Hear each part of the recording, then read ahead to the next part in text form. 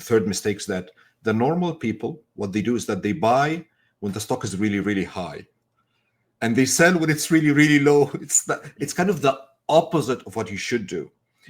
And the behavior of most of the people that do this basically reflects the fact that they don't understand what they're buying. You need to understand it, because again, you're buying a business. You're not buying a lottery ticket. If you go and treat it as buying a lottery ticket, you're not going to do well. But At you need all. to buy something good and understand what you're buying. I appreciate you breaking that down so delicately. And so, one of the things, so you brought up Apple, right? And Apple is a great, great company. But sometimes you can look at the data around a company and say, well, and I've heard this, right?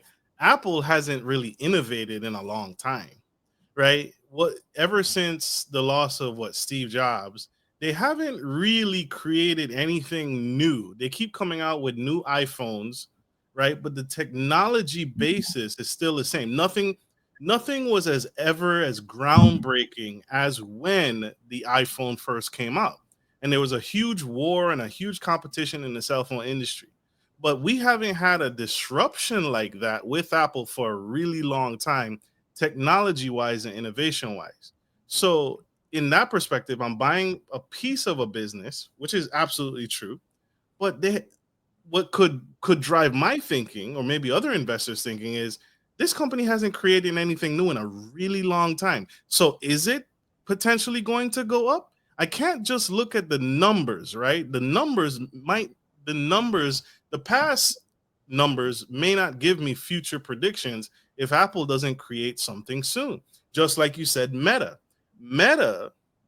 previously known as Facebook, innovated, and then they branched off into trying to create their own Bitcoin, then trying to jump into the metaverse.